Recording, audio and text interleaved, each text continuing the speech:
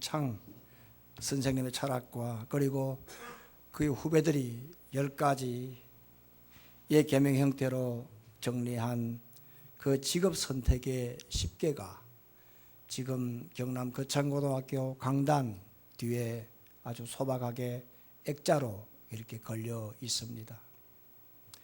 이 직업 선택에 대해서 기자인 강현정 씨가 3년간 또 전 거창고등학교 교장 선생님과 그리고 교사들 그리고 그 학교 출신 졸업생들이 한 30명 정도를 인터뷰를 해서 자신의 깨달음을 이렇게 적어 모아 이렇게 집필한 책이 있습니다. 거창고 아이들의 직업을 찾는 위대한 질문이라고 하는 이 책이 얼마 전에 나왔습니다.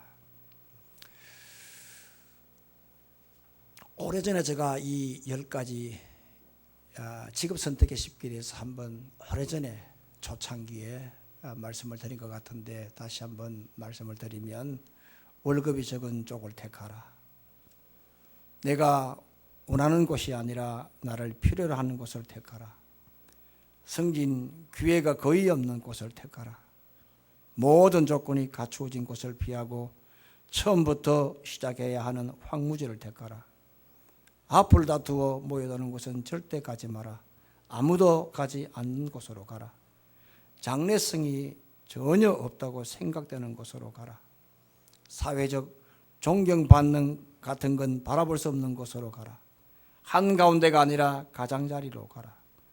부모나 아내나 약혼자가 결사 반대하는 곳이면 틀림없다. 의심치 말고 가라. 왕관이 아니라 단두대가 기다리는 곳으로 가라. 10가지 직업 선택의 이 계명을 걸어놓고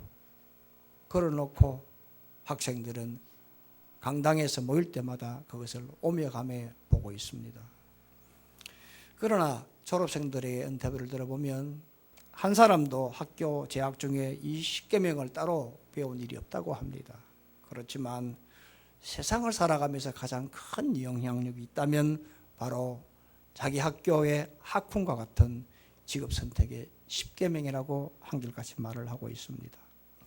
그래서 졸업생들은 한가운데가 아니라 가장자리로 가라라는 그러한 식구의 뜻대로 시골 작은 학교 평교사로 재직하는 그러한 졸업생 교사도 있고요. 성공을 해서 돈을 참 많이 버는 그러한 졸업생이 있습니다만 그 어느 정도까지이지 더 이상 추구하지 않는 사람들이 참 많다고 합니다. 그리고 어느 순간 이것이다 내 인생에 의미가 있다. 자신이 의미가 있다고 생각하는 일에 지금까지 걸어왔던 모든 것을 딱 접어두고 새롭게 인생을 유턴하며 그리고 헌신하는 그러한 졸업생들이 참 많다고 합니다. 3년간 교장과 교사 그리고 그 졸업생들을 인터뷰를 하고 난 다음에 이 강현정 씨가 갈무리를 이렇게 말을 했습니다. 이제 내 자신의 아이들이 어떻게 자라기를 바라느냐는 그러한 질문에 대답할 수 있는 말이 생겼다. 공부만 잘하는 아이로 크지 않았으면 좋겠다. 돈만 많은 사람은 안 됐으면 좋겠다. 나만 혼자 행복하지 말고 함께 어울려 다 같이 행복하게 살았으면 좋겠다. 그 말씀을 했습니다. 제가 이 강현정 씨의 이 책을 이렇게 보면서 그렇구나. 참 다들 성공하는 시대에 참된 성공이 뭔가 제게 가슴에 울림이 온 것이 있습니다. 여러분 2가지 인생이 있습니다. 성공하는 인생이 있고 실패하는 인생이 있습니다. 극명하게 갈립니다.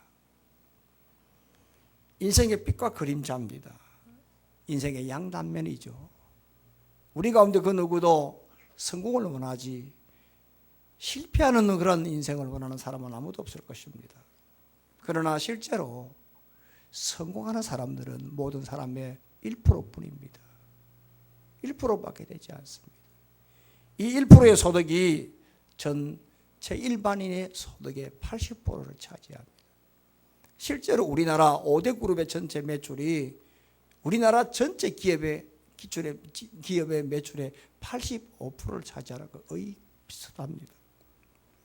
그만큼 성공하는 사람들이 적습니다. 실제로 엊그제 보도를 보면 청년들이 64만 명인데 졸업하고 난 다음에 1년 동안 직업을 구하지 못한 사람들이 거의 태반이고요.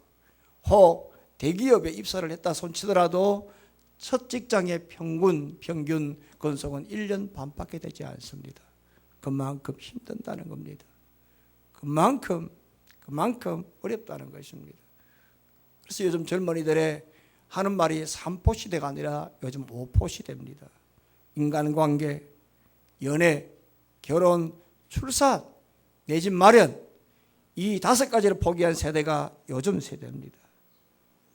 그만큼 힘듭니다, 성공이. 그러나 그럼에도 불구하고 이 성공을 향해 달려가다 보니까 신기루를 쫓는 풀라방 같은 신세가 되고 그리고 결국 실패하는 인생이 되는 것입니다. 여러분, 이때 한번 질문을 던져봐야 됩니다. 왜 일이 꼬일까? 왜 일이 이렇게 안 될까? 왜 이렇게 힘들까? 왜 판판이 실패할까? 왜 깨질까? 적어도 좀 지혜가 있는 사람들은 한번 돌아봐야 됩니다. 돌아보면 거기에 성령께서 우리에게 답을 주게 되어 있습니다. 왜 그럴까? 그것은 바로 방향 설정이 잘못됐다는 겁니다. 그 이유는 우선순위가 잘못됐다는 겁니다. 그것은 바로 주인의 의식이 잘못됐다는 겁니다. 인생의 주인은 바로 누구냐? 하나님이에요. 하나님이에요.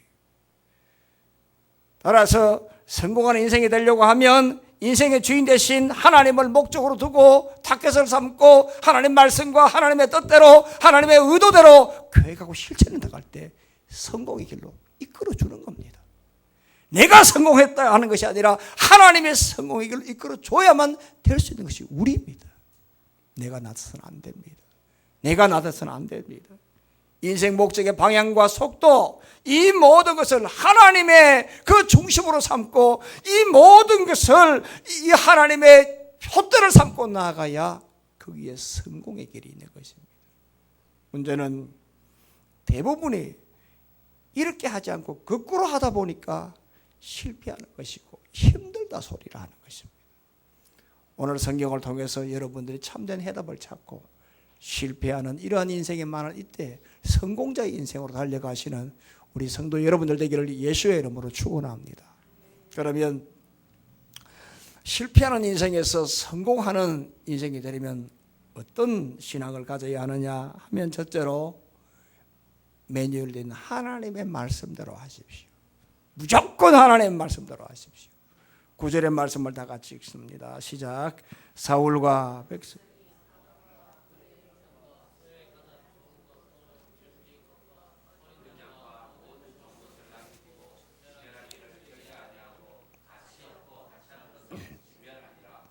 이 말씀은 여러분들이 참 많이 본 말씀이고 귀에 좀 익은 말씀일 것입니다. 그러나 설교자 입장에서는 이런 강론이 더 힘듭니다. 왜? 다 깊이 고찰해야 되고 묵상해야 되고 성령의 음성을 들어야 되고 무엇보다 나 자신이 먼저 이 말씀에 배치가 되어야 합니다. 그래야 살아있는 영혼의 공명을 울릴 수가 있는 것이거든요. 그래서 한 번씩 이런 유혹을 받습니다. 좀 어려운 본문을 선택해 볼까? 그러면 성도들이 본문이 좀 낯이 익지 않은 그런 본문을 가지면 더 관심을 가지지 않을까라는 그러한 생각을 갖곤 합니다. 그러나 우리가 이렇게 평면식으로 밋밋하게 보는 말씀이지만 이 안에 심오한 우리 생활과 축복의 진리가 있다는 걸 아시고 경청해서 주 성령의 민감한 은혜를 받는 은혜스러운 시간이 되기를 바랍니다. 사울이 누구냐 하면 이스라엘 지파 가운데 가장 적은 베냐민 지파의 가장 별볼이 없는 그런 집안에서 태어났습니다. 그런데 하나님의 특별한 은혜로 이스라엘의 초대 왕이 되고 그리고 이스라엘을 괴롭히던 블레셋을 이렇게 물리쳐서 백성들의 지지를 받고 명성을 얻게 되어졌습니다. 그러나 어느 날 3절 말씀은 하나님이 사무엘을 통해서 사울에게 하는 말이 뭐냐 하면 아말렉 족속을 때리쳐 부수하라 그 명령을 했습니다. 그 뒤의 내용을 가만히 보게 되면 참 끔찍한 내용입니다. 너무 잔인합니다. 그러나 거기에는 이유가 있는데 그게 뭐냐 하면 바로 2절의 말씀 보게 되면은 바로 아말렉이란 사람, 이 족속들이 어떤 족속들이냐 하면 바로 아말렉은 호전적이다, 싸움을 잘한다 하는 뜻입니다. 에서의 후예입니다. 아주 호전적인 그런 민족의 후예입니다. 그러니까 참 야비한 사람들입니다. 꼼수를 잘 부리는 사람들입니다. 족속들입니다. 그러니까 이스라엘이 출애굽을 할 때에 항상 정면에서 공격을 하는 것이 아니라 후방에서 뒤에 쳐져오던 노약자들, 노인들, 어린이들을 기습 공격을 했던 것입니다. 그래서 오늘 하나님께서 이걸 보시고 출애굽을 할 때에 아주 그들을 괴롭히던 이 아말렉을 쳐 부숴라고 말씀을 했습니다. 그래서 사울이 4절 말씀 보게 되면은 군사를 소집하는데 총 21만 명을 이렇게 소집을 해서 아각 왕을 생포하고 그리고 백성을 진멸하고 그리고 모든 전리품을 챙기는데 여기에 문제가 생겼던 겁니다. 뭐냐 하면 가장 좋은 것은 남기고 별 볼 일 없는 것만 진멸했다고 성경 구절은 말씀하고 있습니다. 하나님은 3절에서 말씀하면 분명히 말씀하냐 모든 소유를 남기지 말고 다 진멸하라고 했습니다만 그러나 사울은 자기의 뜻대로 자기가 선별해서 자기가 분별해서 처리를 했다라고 말씀을 합니다. 그래서 하나님이 사무엘을 통해서 내가 저놈은 세우 성에서 왕으로 세운 것을 후회했다라고 했습니다. 후회했다 아니하비 영어성을 보게 되면은 I'm grieved that이라고 했습니다. 한탄하다, 슬퍼하다라고 했다 이 말입니다. 그게 뭐냐? 23절 말씀에 말씀을 버렸기 때문이다. 매뉴얼된 말씀대로 하지 않았기 때문이라고 말씀을 합니다. 말씀대로 해야 되는데 말씀대로 하지 않았다는 얘기입니다. 그래서 말씀대로 하지 아니했으니까 결국에는 오늘 사무엘도 자기 살아생전에 35절 말씀 보면 더 이상 사울을 만나지 않고 보지 않았다고 했습니다. 여러분 하나님의 말씀대로 하지 않는 이러한 이 인생 여러분 가만히 한번 돌아보세요. 가만히 한번 생각을 해보십시오.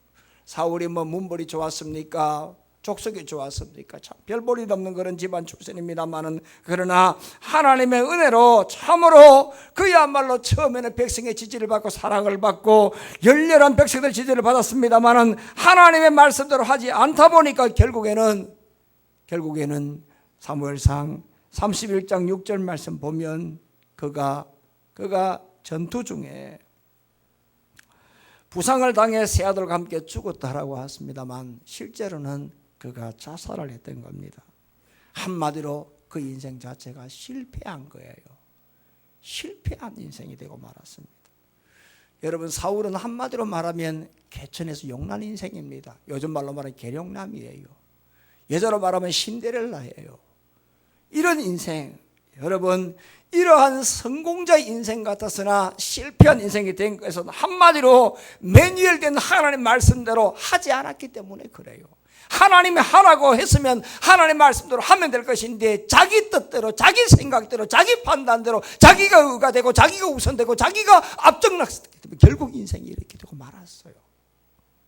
그러므로 여러분들이 실패하는 인생에서 성공자의 인생이 되려고 하면 다른 건 없어요. 단순하게 하나님의 말씀대로 하시기를 예수 이름으로 소망합니다. 다른 건 없어요. 주의 말씀대로 하십시오. 주의 뜻대로 하게 되면 여러분들의 그야말로 손가락 쩔쩔 뻘고 있던 그런 인생이 그야말로 누리는 인생이 되고 그야말로 여러분 기름 한 병으로 평생을 누리는 그런 사건이 있다는 사실을 알아야 합니다. 열왕기하 4장을 보게 되면 거기에 아합 시대의 우상 숭배가 참으로 많던 시대에 선지자 생도의 그 남편이 죽고 말았습니다. 집에 남은 것은 아내와 그리고 두 아들과 빚밖에 없었습니다. 빚쟁이가 날마다 독촉을 합니다. 하다못해 나중에는 결과적으로 집에 찾아와서 두 아들을 자기 종으로 데려가겠다고 했을 때에 그때 이 여자가 엘리사를 찾아갑니다. 살려달라고. 너무나 힘든다고 할 때에 엘리사가 이렇게 말을 합니다. 내가 너에게 무엇을 도와주면 되겠나? 집에 뭐가 있나고 말씀을 합니다. 어떻게 하면 되겠나? 집에 뭐가 있느냐고 했습니다. 그럴 때 이 여자가 하는 말이 뭐냐? 집에 기름 한 그릇 외에는 아무것도 없습니다라고 했습니다. 그런데 이 엘리사가 희한하게 하는 말이 뭐냐? 그래, 그러면 너가 온 동네를 다니면서 기름 부을 그릇을 빌리라. 빌리더라도 한두 개 하지 말고 있는 대로 빌리라. 있는 대로 빌리라 했어요. 기가 막힌 소리를 하고 있는 거. 여러분, 완전히 배가 망신한 집안이요, 쫄딱 망한 집안이요, 과부요, 빚쟁이요, 아들 둘이 데리고 가겠다라고 하는 그런 소문이 그 동네에 나지 않겠습니까? 그런데 그릇을 빌리러 온다.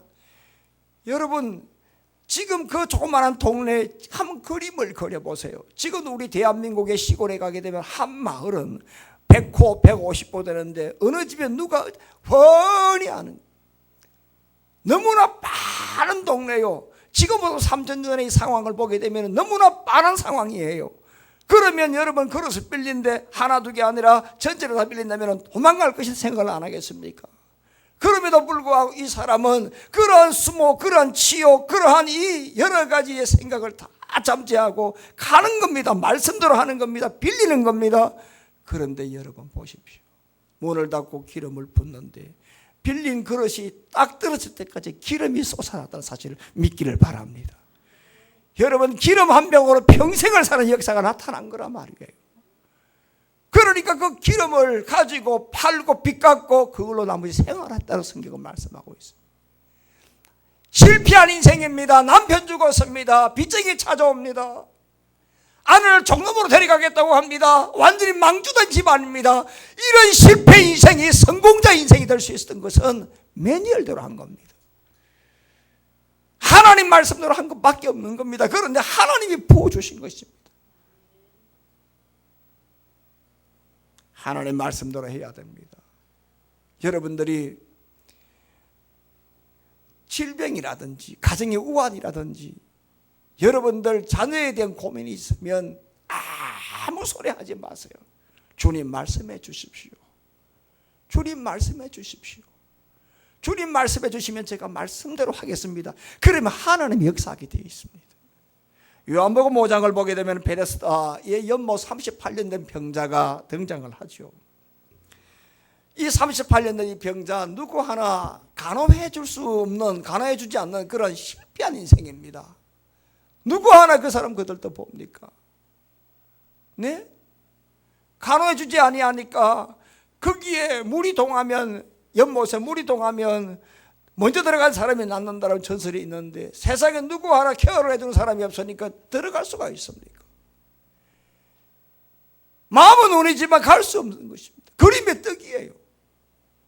그런 입장에 있을 때 어느 날 예수님께서 그 병자에게 내가 낫고자 하느냐? 네가 낫고자 하느냐로 보았습니다.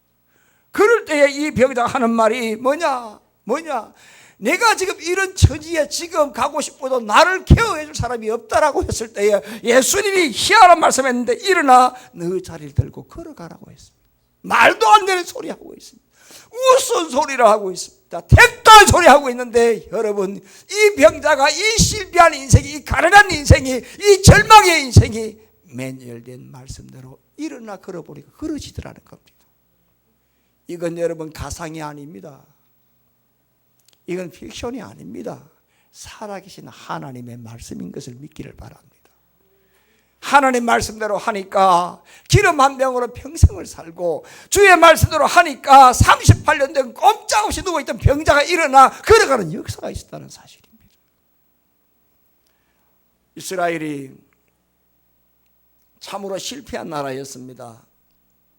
로마 정복하고 난 다음, 로마가 나라를 정복하고 난 다음 2000년간 나라 없이 세계를 떠돌던 실패한 인생이었습니다. 그때 이스라엘 민족들이 생각하기를 왜 이 나라가 실패했을까 돌아보았습니다. 왜 우리가 이렇게 유랑민이 되어졌을까? 왜 우리가 이렇게 정처 없는 이런 디아스포라가 되어졌을까?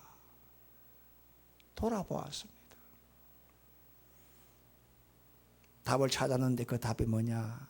우리가 하나님의 말씀대로 하지 아니한다. 매뉴얼대로 하지 아니했다. 그래서 그것을 알고 난 다음에 그들이 결의를 했는데 그게 바로 나세 베니시마라고 하는 이러한 히브리어 말씀, 준행하고 순종하겠다. 나세 베니시마라고 하는 이러한 이 준행하고 순종하겠다. 하나님께서 모세를 통해 하신 모든 말씀을 그대로 내가 행동하고 그리고 순종하겠다. 그들이 다짐을 했어요. 한마디로 주의 말씀대로 매뉴얼대로 내가 살겠다라고 했어요. 그 결과 유대인들이 미국의 소수 민족의 3%밖에 안 됩니다만 미국의 정치, 경제 그리고 과학 자꾸 흔드는 민족이 되어졌습니다. 정치인들 가운데 유대계통이 없는 사람이 없습니다. 히러리가 어머니가 유대인입니다. 키신저가 유대인입니다. 그리고 거기에 경제, 특히 농산물 계통 큰 손은 전부 다 유대인입니다. 노벨상 받았던 80%가 유대인들입니다. 대단합니다. 그들이 실패한 인생에서 성공할 수 있었던 것은 딱 하나, 바로 나세 베니시마, 하나님 말씀대로 순종하고 결행하겠다고 하는 거예요. 여러분, 기계가 고장이 나면 다른 것 없어요. 매뉴얼대로 하는 겁니다. 어제 제가 차문을 닫는데 문이 안 닫혀요. 문이 안 닫혀요. 어쩔 수 없잖아요. 고치러 갔어요. 현대A에서 갔어요. 그러니까 요즘은 전부 다 컴퓨터로 돼가지고요. 옛날에는 그냥 아날로그는 하나하나 하지만 지금은 안 그렇대요. 모달을 바꿔야 된대요. 문짝의 모달을. 여러분들 문 하면 착 열리고 닫히죠 하냐. 그저부터 그 안에 모다가 있대요. 안에. 그게 다 개별로 있대요. 그거 다른 거로 안 돼요. 매뉴얼대로 해야 돼요. 여러분들 핸드폰 쓰는 거, 모든 기계, 모든 전자제품 한결같이 고장나면 매뉴얼대로 해야 되는 거예요. 여러분, 오늘 우리 인생 사용서는 뭐냐? 오늘 우리 인생에 대한 이 모든 사용 설명서는 바로 성경 말씀이에요. 그러니 우리들이 인생을 살아갈 때에 내 뜻대로 살아가면 그 100% 실패합니다. 그러나 이 성경 말씀대로 매뉴얼대로 살아갈 때에 잘못된 것은 고칠 수도 있고 객결록한 것은 바른 길로 갈 수도 있고 실패한 것이 있어도 성공하는 인생이 될 줄로 믿습니다. 신명기 18장 13절 14절 말씀에 뭐라고 하냐? 오직 너는 내가 오늘 내게 명하는 내 하나님 여호와의 명령을 지켜 행하며 내가 오늘 너에게 명령하는 그 말씀을 따라 오늘 그 말씀을 따라 자라나 오나 치우치지 아니하면 이와 같으리라 했어요. 오늘 여러분들이 하나님의 말씀대로 매뉴얼의 말씀대로 그대로 준행해서 여러분들의 성공하는 인생이 되기를 예수 이름으로 축원합니다. 둘째로, 여러분들이 실패자의 특징은 남 탓을 합니다. 그러나 성공자는 내 탓이요 합니다. 인정합니다. 실패하는 인생에서 성공하는 인생이 되려고 하면 핑계를 대지 말고 내 탓이요 라는 겁니다. 15절의 말씀을 다 같이 읽습니다. 15절 시작. 사울이 이르되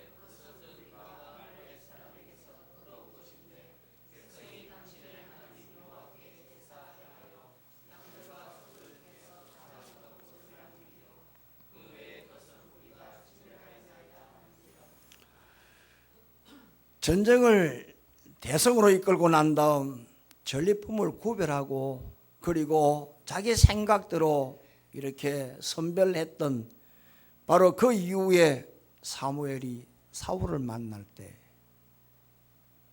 사울이 사무엘에게 축복하면서 하는 말이 뭐냐? 내가 여호와의 명령대로 행했습니다 라고 13절 말씀을 합니다. 그럴 때 사무엘이 사울에게 하는 말이 뭐냐? 그러면 내 귀에 들리는 이 소리는 무슨 소리입니까? 라고 물어요. 내가 혹 잘못 들었습니까? 라고 했습니다. 그럴 때에 사울이 하는 말이 뭐냐 하면, 이건 말이죠. 이건 하는 말이 무리가 아말렉 사람에게서 끌어온 건데, 백성이 당신의 하나님 여호와께 제사하려고 양들과 소들 중에 가장 좋은 것을 남김이요 그 외의 것은 우리가 진멸했습니다 라고 말씀합니다. 여러분, 오늘 사무엘이 이 뭔 소리입니까? 라고 하면, 책망을 하면 사울은 당연히 내가 잘못했습니다. 내 탓입니다. 내가 지도를 잘못했고, 그리고 내가 먼저 잘못했기 때문에 백성이 꼭 나와 같은 마음을 가진 것 같습니다. 잘못했습니다 라고 이야기하는 게 맞아요. 그런데 지금 뭐라고 하느냐? 백성이 가져온 것이라고 했어요. 아니, 여러분 한번 그 꼴을 한번 보십시다. 만약에 여러분 하나님 앞에 제사를 지내려고 하면 가장 좋은 거 드려야 될 것 아닙니까? 그리고 자기 것을 드려야 될 거 아닙니까? 그런데 지금 한번 보십시오. 핑계를 대다 보니까 세상에 하나님 앞에 제사 지내는데 백성들 가져온 거 드립니까? 지 것을 드려야지. 정신이 없는 거예요. 핑계를 대다 보니까 지금 맛이 간 거라 이 말입니다. 바로 이러한 변명, 이런 핑계가 인생을 실패하게 만든 겁니다. 그러나 여러분들이 무엇이든지 문제가 발생했다면 남 탓을 하시면 안 됩니다. 내가 하나님 앞에 바로 서지 못했구나. 내가 하나님 앞에 정직하지 못했구나. 이거 전부 다 나의 신앙이 잘못되어져서 이렇게 되었구나 라고 하나님 앞에 자신을 드러내놓고 회개하며 나아갈 때에 그때부터 문제가 풀리는 역사가 나타난 줄 믿기를 바랍니다. 남 탓하지 마십시오. 인생의 저주가 시작되어지는 신라곤의 사건을 한번 보십시오. 하나님이 다른 건 몰라도 이 선악과만큼은 먹지 마라 라고 했을 때에 아담이 또 하와가 그 선악과를 먹음으로 그들이 신라곤이 되고 말았습니다. 그때 창세기 3장 11절 보면 하나님이 아담에게 이렇게 말을 합니다. 내가 내게 먹지 말라고 명한 이 선악과를 너가 먹었느냐라고 물었어요. 그럴 때에 아담이 뭐라고 했느냐 하면 12절 말씀 보게 되면 뭐라고 하느냐, 여자가 줘서 내가 먹었습니다라고 했습니다. 여자가 줘서. 여러분, 이럴 때에 아담이 해야 될 말이 뭐냐? 내가 처음 하나님 말씀을 들을 때는 아내가 없었습니다. 하와가 뱀에게 꼬인 것은 내가 제대로 교육을 못 시켜서 그렇습니다. 그 사람이 그 자리에 없었지만 내가 듣고 하나님 말씀을 듣고 그 여자에게 분명히 말씀을 해야 되는데 내가 깜빡했습니다. 네가 못하고 내가 교육시키지 못하고 내가 지도하지 못하고 내가 신앙으로 본이 되지 못한 바로 나의 허물이 있습니다 라고 해야 되는데 여자가 주워서 먹었습니다. 핑계죠. 변명이죠. 결국 17절에 보게 되면은 바로 이 핑계 때문에, 이 변명 때문에 평생도록 종신도록 수고하는 수고의 저주가 생긴 것이란 말입니다. 지난주에 우리가 봤습니다만 출애굽기 32장에 모세가 두 돌판을 깨는 사건이 등장합니다. 이스라엘 백성들이 시내산에 도착했을 때에 그동안에 자기를 인도했던 모세가 산에서 내려오지 아니하니까 우리를 인도할 신을 만들라 보내달라고 했습니다. 그럴 때에 아론이 뭐라고 했느냐 하면 좀 더 기다려봐라. 지금 우리를 지도한 모세는 지금 하나님을 만나러 갔으니까 조금 더 기다려봐라 라고 해야 합니다. 그런데 하는 말이 뭐냐? 부안해동을 한 이 아론이 너희들 금폐물을 가져오라. 금폐물을 가져오라. 그리고 난 다음에 4절 32장 4절 말씀 보게 되면은 자기가 직접 그걸 금세공을 했다고 했습니다. 새겼다고 했습니다. 금고리를 받아가지고 부어서 조각칼로 새겼다고 말씀했습니다. 그리고 난 다음에 송아지 형상을 만들어 이것이 너희를 인도할 신이라고 분명히 말씀을 했습니다. 하나님이 그걸 보았습니다. 내 적을 싹 썰어버리겠다고 했어요. 그럴 때 신의 산에서 하나님께 사정을 하고 중보기도 합니다. 그리고 난 다음에 그가 내려와서 보니까 너무나 어이가 없어가지고 두 돌판을 깨고 말았습니다. 그리고 난 다음 모세가 아론에게 32장 25절 말씀에 뭐라고 하느냐 하면 뭐라고 하느냐 어떻게 21절 말씀 보게 되면은 어떻게 백성들이 당신에게 어떻게 했길래 이렇게 죄를 지게 되었나?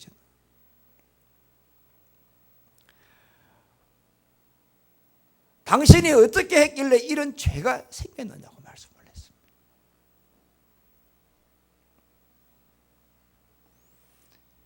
어찌했길래 이 모양 이 꼴이 됐냐고 말씀했습니다. 그러면 내 탓이요라고 해야 합니다. 내가 신앙으로 바로 서지 못해서 당신이 없을 때 이 사람들이 요구할 때 좀 더 기다려봐라 이런 말을 해야 되는데 내가 믿음이 부족해서 그랬습니다라고 해야 돼요. 그런데 이 아론이 뭐라고 하느냐 하면 나는 잘못이 없다는 겁니다. 자기들이 그냥 금고리, 금가락지, 금기고리 가져왔을 때 내가 불에 던지니까 이거 세상에 희한하게 송아지 형상이 금송아지 형상이 나타났더라. 그 말씀을 했습니다.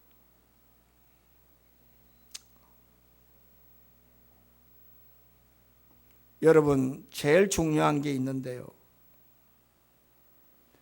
이 핑계 때문에 어떤 결과가 나타나느냐 하면 25절 말씀 보게 되면 모세가 백성을 보니까 백성들이 방자하더라 이 말입니다. 방자하단 말이 비전입니다. 네, 히브리어는 빠라예요. 이게 무시하다, 멸망당하다, 벗기다는 뜻이에요. 영어로는 비전이에요.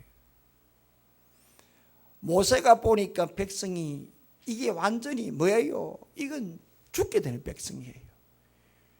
영어로 보게 되면 이게 완전히 비전이 없으니까 이거는 망쪽이려고 하는 거예요. 무엇이 이렇게 만들었냐 하면 아론의 변명 때문에 그래요. 만약에 아론이 잘못해서 하나님 잘못했습니다라고 했을 때에 만약에 그렇게 엎드렸다면 이렇게 백성이 방자하고 그리고 원수들의 조롱거리가 되었을까? 아니에요. 변명하고 너 탓이오라고 하니까 결국에는 비전도 없고 희망도 없고 내일 보는 눈도 없고 방자하고 금방지고 천방지축이고 자충우돌하고 결국 인생 자체가 실패한 인생이 되고 말았거든. 그러므로 여러분들 어떤 일이 일어났을 때는 내 탓이라고 해야 됩니다. 내 탓입니다. 저는 대구 사람들에게 좋은 것 중에 하나가 제가 거기서 10년간 목회를 하면서 정말 내가 감동받은 게 있습니다. 장로님들이나 권사님들이나 제가 권사님 좀 그러네요 하면 목사님 잘못되십니다. 얼마나 제가 마음이 청량함을 느꼈어요. 참 멋지구나. 목사님 잘못되십니다. 딱 끝이에요. 잘못되었습니다. 너 탓이라는 것, 이건 결국에는 성공길로 갈 수가 없어요. 여러분 징기스칸 보세요. 징기스칸 부족장 아들로 태어났어요. 한때 포로도 되어졌어요. 어린 시절 엄청나게 고생을 했어요. 그러나 난 핑계 안 댔습니다. 핑계 안 댔습니다. 핑계를 내지 않았습니다.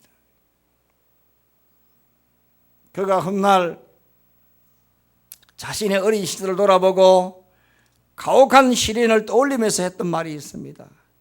가난하냐? 가난하다고 탓하지 말라. 나는 들쥐를 잡아먹으며 연명했다. 작은 나라에 태어났다고 원망하느냐? 그런 말 하지 말라. 나의 병사들은 적들의 100분의 1밖에 안 되고 200분의 1에 불과하지만 세계를 정복했다. 배운 게 없다고 부모 원망하느냐? 부모 탓하지 말라. 나는 내 이름도 제대로 쓸 줄 몰랐지만 남의 말에 귀를 기울이면서 현명해지는 법을 배웠고 또 지혜를 구했다. 너무 막막해서 포기하고 싶은 때가 많으냐? 객길로 가고 싶을 때가 있느냐? 그런 말 하지 말라. 나는 목에 칼을 쓰고도 탈출했고 뺨에 화살을 맞고도 달아났다고 했어요. 변명 안 했습니다. 탓 안 했습니다. 핑계 안 댔습니다. 내 탓이요 라고 이것 때문에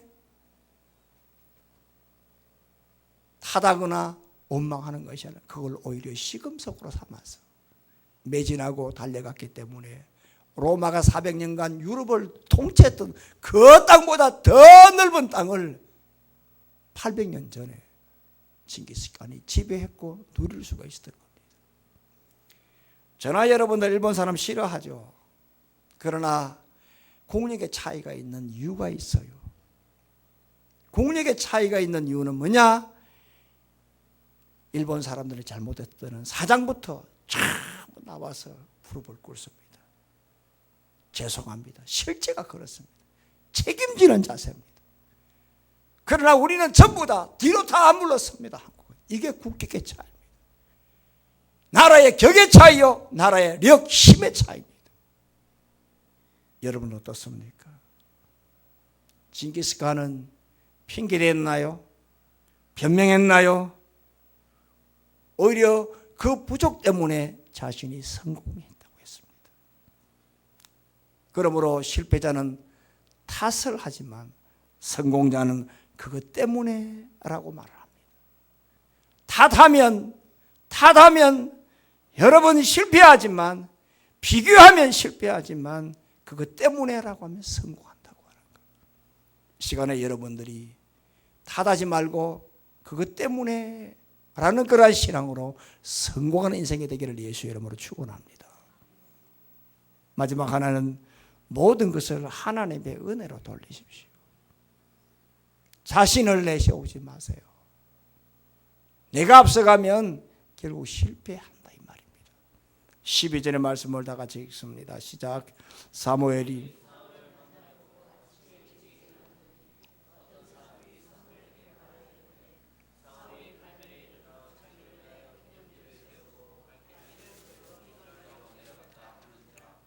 사울의 가장 결정적인 실수는 자신을 위해서 기념비를 세웠던 겁니다.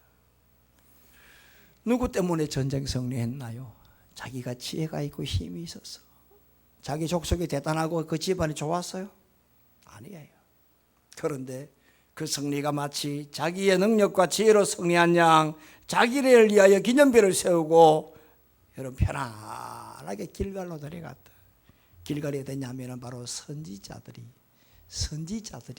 가장 많이 모여 있는 곳입니다. 성지라고 할 수 있습니다. 그래서 한때 다윗이 사울에게 도망갈 때 사무엘이 있던 바로 그 길갈로 도망가서 피신했던 이유가 바로 거기에 있는 거예요. 길갈로 편안하게 갔어요. 이것이 여러분 자신을 위해서 기념비를 세운 바로 이것이 결국에는 하나님의 은혜를 모르는 이것이 실패로 끝난 거라 이 말입니다.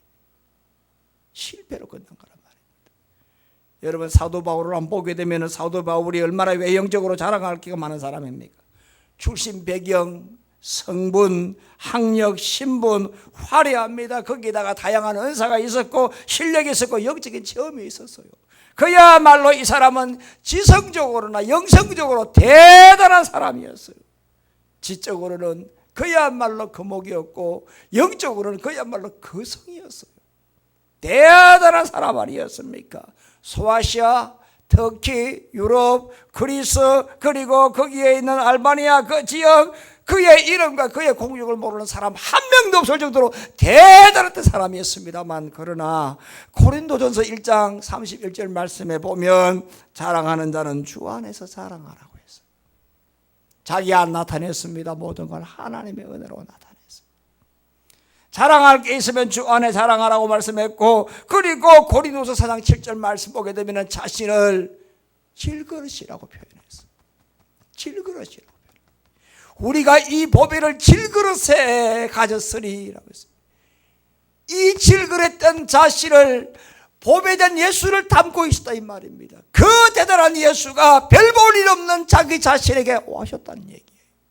그 외형적으로 스펙이 대단했던 그 인물이 별 볼 일 없는 질그릇으로 자신을 이렇게 비유하고 있는 겁니다. 모든 것을 하나님의 은혜로 돌렸고, 그렇게 대단했던 이 사도 바울이 자신은 항상 약한 사람이다 라고 말을 하면서 고린도후서 1장 12장 9절 말씀 보게 되면은 자신의 은혜에 대해서 이야기합니다. 내 은혜가 내게 족하다. 내 은혜가 내게 족하다. 정말 약합니까? 정말 이 사람 약한 사람입니까? 은혜가 필요한 사람입니까? 인간적으로 은혜 필요 없죠. 그러나 그 대단했던 사람이지만 자기가 하나님의 은혜를 앞세우니까 자신이 강한 게 아니라 별볼이 없는 사람이라는 거예요. 약하다고 하는 거예요. 그래서 약하다 이 말은 쉐키나인데, 이 쉐키나라는 말은 능력의 하나님이 임하는 거예요. 나는 약하지만 하나님의 은혜로 내가 사용되어졌다고 하는 거예요. 바로 이러한 겸손과 하나님의 은혜를 앞장 세우니까 하나님께서 그를 들어 사용했다 이 말입니다. 중국 선교를 레지 선교를 했던 허드슨 테일러, 그분은 이런 말을 했습니다. 하나님의 모든 거인들은 약한 사람들이었다 했습니다. 하나님의 모든 거인들은 약한 사람이었다 했고요. 10년 전에 제가 우리 하누리교회 왔을 때에 10년 전에 제가 여러분들에게 2005년도에 소개했던 책이 있습니다. 바로 중국 지하교회 지도자의 유인이 쓴 하늘에 속한 사람. 약간 문제가 있는 책입니다만 제가 여러분들이 한번 읽어보라고 하늘에 속한 사람이라는 책을 소개를 했는데, 이 위인이 이런 말을 했습니다. 세상을 변화시키는 것은 위대한 사람이 아니라 위대하신 하나님의 손에 붙들린 사람이라고 했습니다. 세상을 변화시키는 것은 위대한 업적이 아니라 위대한 하나님의 손에 붙들으신 인격을 말하고 있는 거예요. 여러분, 세계 최고의 바이올린 그 목재는 어느 나무를 쓰느냐 하면 캐나다의 로키 산맥 3000m에서 혹한의 바람이 부는 곳, 정말 찬바람이 부는 곳, 곱게 자라지 못하는 그런 구부정한 나무를 가지고 바이올린을 만드는데, 그 나무가 여러분 세계 최고의 바이올린을 만드는 목재로 사용되고 있습니다. 여러분들, 내가 좀 난다 하는 사람들 보았죠? 하나님 앞에서 내가 거물인 척하면 하나님은 그 사람을 고물로 만듭니다. 거물이 아니라 고물로 만들어버립니다. 그래서 교만한 사람은 자신 앞에 실패에 놀라지만 겸손한 사람은 자신 앞에 성공을 놀랍니다. 왜 이게 실패를 했을까? 교만한 사람들은, 은혜를 모르는 사람들은 펄펄 뛰지만 겸손한 사람들은 내가 한 게 아니라 전적인 하나님의 은혜이기 때문에, 하나님, 내가 한 게 무엇이 있습니까? 하나님, 이것이 내가 정말 한 것이면 아닙니다. 하나님이 하셨습니다. 겸손한 사람은 자기 앞에 있는 성공을 보고 놀라는 이유가 은혜를 앞세우기 때문에 그런 거예요. 여러분, 지금 다들 다 성공에 눈이 돌아간 시대입니다. 성공 목을 달아냅니다. 수단과 방법을 가리지 않고 치열한 성공의 시대, 그러한 그 목적을 두고 살아간 시대입니다. 그런데 왜 안 될까? 왜 꼬일까? 왜 힘이 들까? 왜 지칠까? 결국은 신앙 문제입니다. 답입니다. 절대 신앙 문제입니다. 여러분, 이 성경 말씀을 예사로 듣지 마십시오. 방향탑 문제입니다. 내가 하려고 하니까 이게 안 되는 겁니다. 방향보다 속도가 우선되기 때문에 안 되는 겁니다. 그러니까 실패하는 겁니다. 참 하나님께서 우리를 불쌍히 보시고 이 참 찌질한 인생을 살아가는 우리들에게 성공할 수 있는 길을 열어주심을 감사합니다. 이 말씀이 해답입니다. 오늘 이 말씀을 듣고 하나님의 말씀대로 매뉴얼대로 안 했구나, 하나님의 말씀을 해야 되겠구나, 아 전부 다 너 탓이구나, 아니다 내 탓이다, 자기 부인을 해야 되겠구나, 하나님의 은혜를 몰랐구나, 하나님의 은혜를 알고 먼저 주의를 알고 예배를 알고 은혜를 알고 감사하고 주의 은혜 가운데 하나님을 앞세워서 가야 되겠구나 라고 할 때에 실패했지만 성공하는 길로 유턴할 수 있도록 우리 하나님께서 이런 은혜를 베풀어 주실 줄로 믿습니다. 이런 은혜가 있기를 예수의 이름으로 축원합니다. 살아계신 하나님 아버지요,